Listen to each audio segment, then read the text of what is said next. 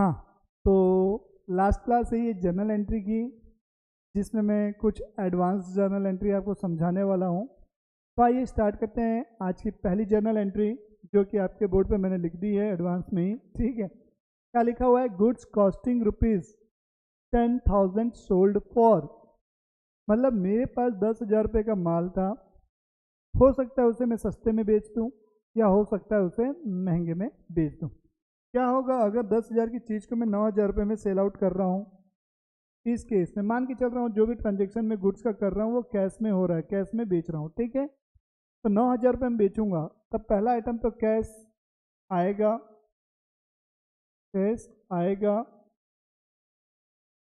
ठीक है, किस वजह से आएगा? सेल्स करने की वजह से आएगा। तो दूसरा आइटम क्या आएगा? सेल्स। अब 10,000 की चीज़ को आप 9,000 में बेच रहे हैं, इट मीन्स आपको 1,000 रुपये का लॉस होगा। तो यहाँ पर लिखोगे लॉस। ठीक, तो लॉस जब भी होता है वो कौन सा अकाउंट हो गया मेरा? Nominal account. नॉमिनल अकाउंट, तो नॉमिनल अकाउंट है इसलिए इसको आप क्या करोगे? डेबिट करोगे। सेल्स आपकी हमेशा क्रेडिट होती है, और क्यों क्रेडिट होती है मैंने पहले बता चुका हूँ। सेल्स हमारे लिए इनकम है, इनकम मतलब नॉमिनल अकाउंट, नॉमिनल अकाउंट मतलब क्रेडिट। और कैश आएगा, कैश एसेट है, मैं ओरली बता रहा हूँ। कैश मेरी क्या है? एसेट है। Real account debit what comes in. तो इस केस में जनरल एंट्री क्या होगी? कैश अकाउंट डेबिट 9,000 रुपये से लॉस हुआ, तो लॉस अकाउंट डेबिट नहीं लिखते, लॉस को हमेशा प्रॉफिट एंड लॉस लिखेंगे। क्या लिखेंगे? Profit and loss. ऐसा profit and loss account debit 1,000। अगर profit and loss account credit करूंगा तो वो हमारा प्रॉफिट है, डेबिट करूंगा तो वो लॉस है। To sales account, to sales account कितना रुपए? 10,000 रुपये। सेम चीज़ यहाँ पर से, अब यहाँ पर भी वही कैश आएगा, डेबिट हो जाएगा। किस वजह से आएगा? सेल्स की वजह से आएगा, सेल्स क्रेडिट होगी। ये दोनों चीज़ें तो ठीक है। अब 10,000 की चीज़ थी, आप बेचे हो 12,000 में, तो इस बार आपको क्या होगा? प्रॉफिट हो जाएगा। बस लॉस की जगह यहाँ पर क्या हो गया? प्रॉफिट। तो प्रॉफिट हमारा क्या होगा? Credit, nominal account credit. तो जर्नल एंट्री क्या होगी? कैश अकाउंट डेबिट 12,000 रुपये आया है। किस वजह से आया? सेल्स की वजह से। तो सेल्स 10,000। तो जब भी सेल्स अकाउंट लिखोगे वहाँ पर जो भी आपका सेल वैल्यू है वो नहीं लिखेंगे, जो हमारी गुड्स की कॉस्टिंग है वो लिखी जाएगी। तो गुड्स की कॉस्टिंग कितने की थी? 10,000 की। और तो 2,000 रुपये क्या हुआ हमारा? प्रॉफिट। तो प्रॉफिट को क्या नाम से लिखेंगे? To profit and loss account. कितना रुपये? 2,000 रुपये। प्लीज़ नोट डाउन कर लेंगे। ये सारी चीज़ें हो गई चीज़ें। Very good. Next transaction. अब आपने क्या लिखा है? Order place. मान लो आप गए दुकान में, माल पसंद आ गया, आपने क्या किया? ऑर्डर प्लेस कर दिया। तो ऑर्डर प्लेस्ड है, ऑर्डर प्लेस, अभी कोई ट्रांजेक्शन नहीं हुआ, कैश का आदान प्रदान नहीं हुआ, ना तो गुड्स का आदान प्रदान हुआ है, ना तो गुड्स आई है, ना तो कैश गया है। तो इसकी कोई जर्नल एंट्री नहीं होगी। बहुत इंपॉर्टेंट है, नो जर्नल एंट्री। ये ट्रांजेक्शन लिख लो पहले, फिर मैं समझा रहा हूँ।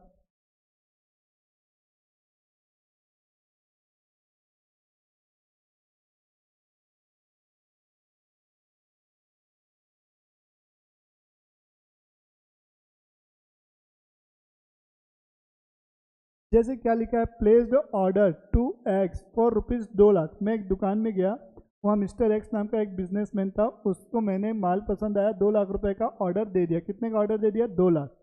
बट मैंने अभी क्या लिखा है? Paid 20,000 by cheque as advance. मैंने एडवांस में अभी 20,000 रुपये दे दिया, क्योंकि माल का ऑर्डर दे रहे हो, लोगे नहीं लोगे पता नहीं, तो 20,000 रुपये मैंने उसको एडवांस के तौर पे दे दिए। तो एक्स क्या हो गया? यहाँ पर रिसीवर हो जाएगा, ये रिसीवर हो गया। Personal account debit the receiver, तो एक्स को मैंने क्या कर दिया? डेबिट कर दिया। अब मैंने क्या किया? ब्रैकेट में उसके लिख दिया किस वजह से डेबिट हो रहा है? एडवांस की वजह से। पेमेंट किससे हुई है? चेक से। तो पैसा जाएगा, पैसा जाएगा तो क्रेडिट करोगे, इसलिए मैंने यहाँ पर क्या लिख दिया? To bank account. तो लेने वाला कौन? एक्स। किस वजह से पैसा जा रहा है? कैश में जाता है तो टू कैश लिखते, चेक से गया इसलिए to bank account. Next entry, loan taken from bank, या मैंने लिखा है loan against personal FD. Personal FD मतलब फिक्स डिपॉजिट।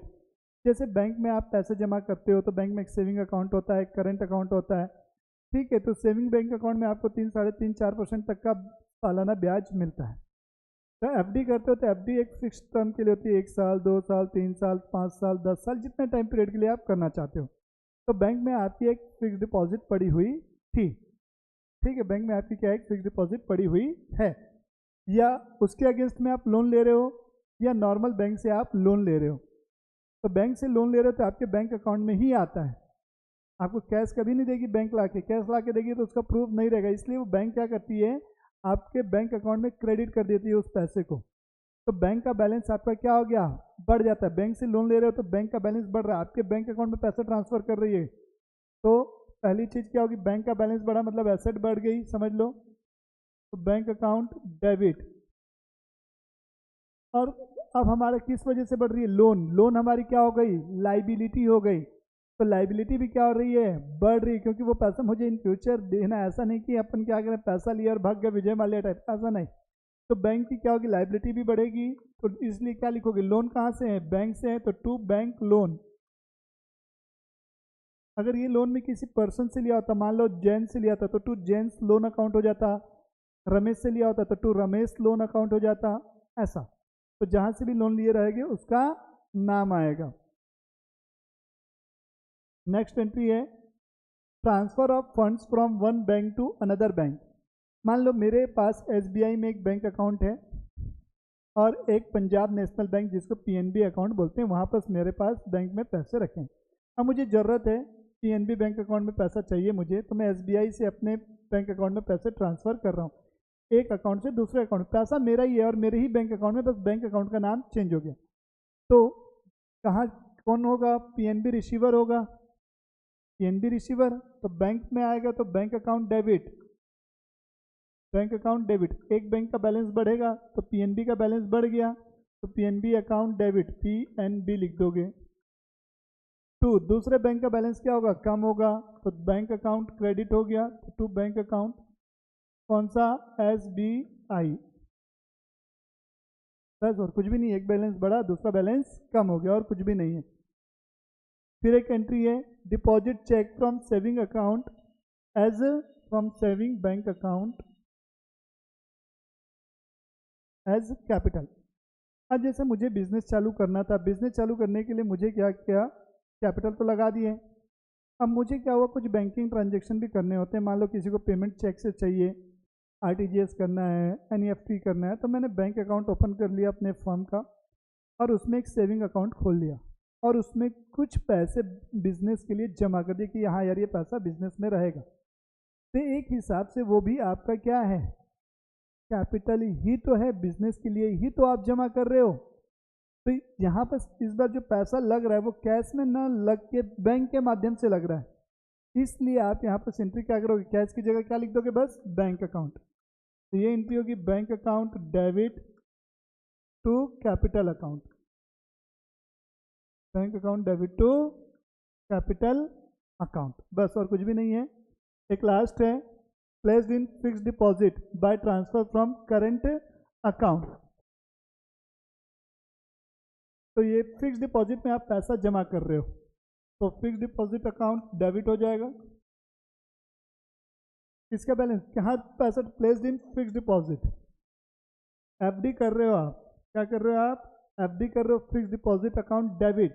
पैसा उसके लिए कहाँ से आ रहा है, बैंक से आ रहा है, कौन से अकाउंट से, करंट अकाउंट से। तो टू यहाँ क्या लिखोगे, बैंक अकाउंट। फिक्स डिपॉजिट में पैसा जा रहा है तो फिक्स डिपॉजिट आपकी बढ़ रही है, मतलब एसेट क्रिएट हो रही है। तो एसेट क्रिएट हो रही है, एसेट क्या हो रही है, बढ़ रही है। एसेट बढ़ेगी तो आप क्या करोगे, डेबिट करोगे। दूसरी चीज इधर देखो, ट्रांसफर फ्रॉम करंट अकाउंट, तो मतलब बैंक का एक अकाउंट जो है आपका कम हो रहा है, तो बैंक का बैलेंस कम हुआ, एक एसेट बढ़ी दूसरी एसेट कम हुई, तो ये वाली फिक्स डिपॉजिट बढ़ गई इसलिए इसको डेबिट, बैंक का बैलेंस कम हो गया इसलिए टू बैंक। तो ये आपकी पूरी इंपॉर्टेंट जर्नल एंट्रीज मेरी साइड से हो सकती हैं। अब नेक्स्ट क्लास से हम जर्नल एंट्रीज चालू करेंगे। मिलते हैं नेक्स्ट वीडियो में प्रैक्टिकल क्वेश्चन के साथ।